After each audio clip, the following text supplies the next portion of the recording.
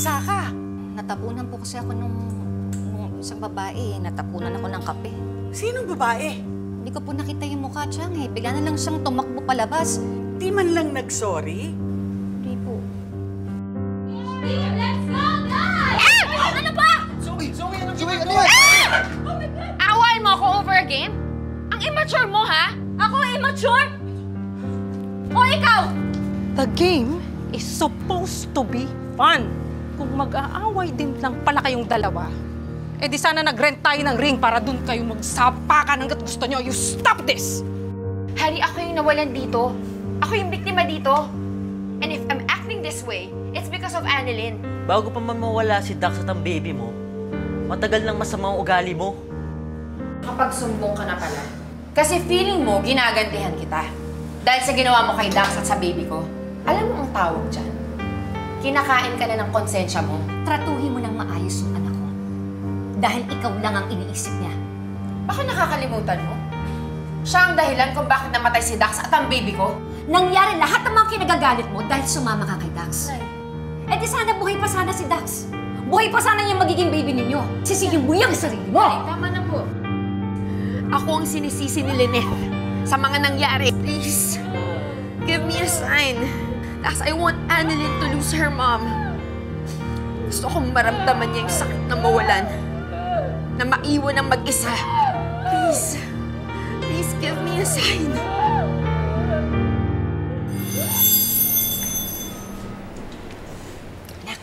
Ulan na ako ha. Nay, patapos na rin naman po yung duty ko. Ayaw niyo po na hintayin niyo ako para masamahan po kita? Hindi na, anak. Malapit lang naman yung pupuntahan ko. Gusto ko lang kasi puntahan yung supplier kasi gusto ko makita yung mga gulay na isusupply nila sa akin. Sigurado ka po, Ingat ka po, Nay. Oo naman. O sige na, bumalik ka na doon kasi magta-taxi na lang ako. I got you. Love you. Love you. Love you, anak. Bye-bye.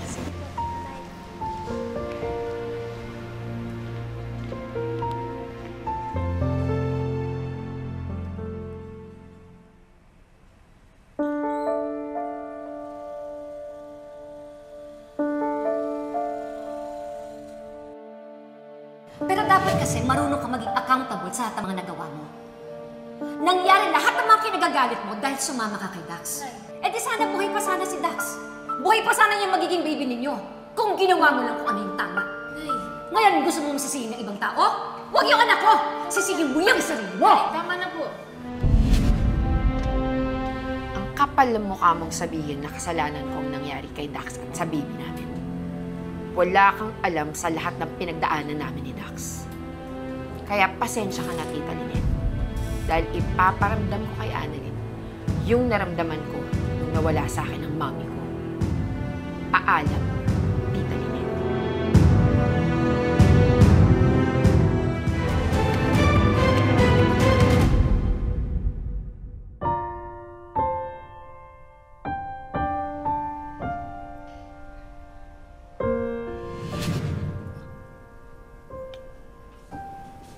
Basta, sarap.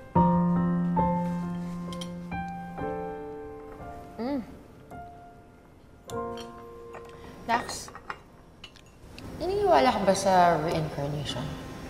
Reincarnation? Yung mabubuhay ka ulit tapos mapupunta yung katawan mo sa ibang hayop? Ganun ba yun? Yeah, something like that. Oo naman. Siguro.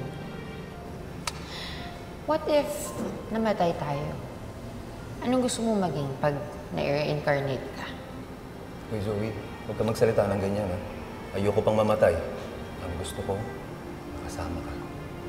Ito naman, kunwari nga lang eh. What if nga eh? Sige na, anong gusto mong maging? Wait, hulaan ko. Gusto mong maging lion? Ayoko.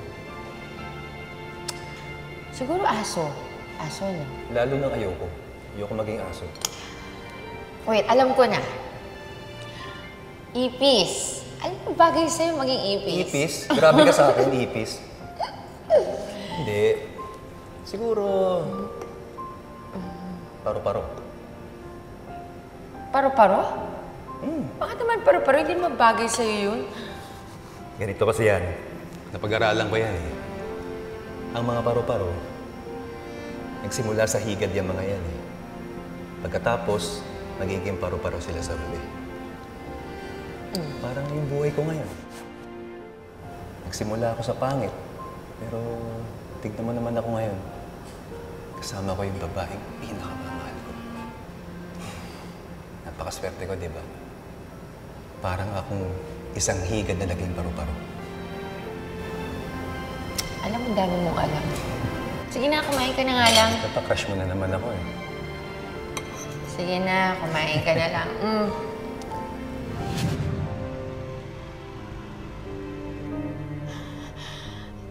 Kahit si Dax, sumasang-ayon sa gagawin ko.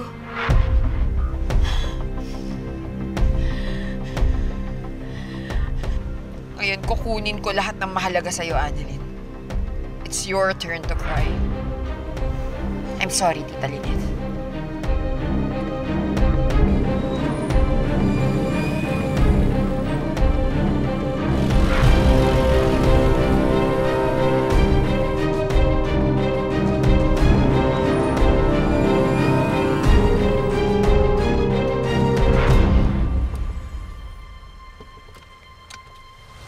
Zoe! Joy, bakit?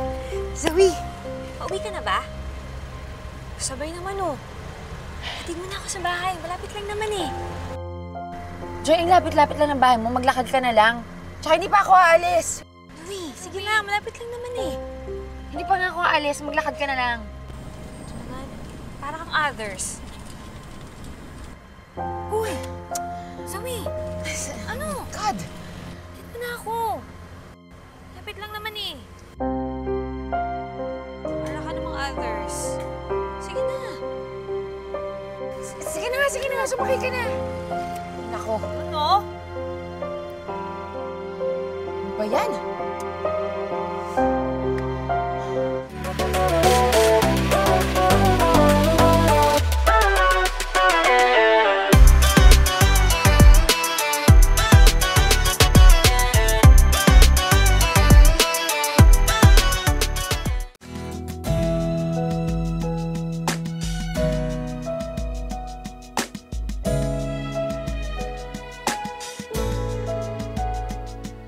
Zoe!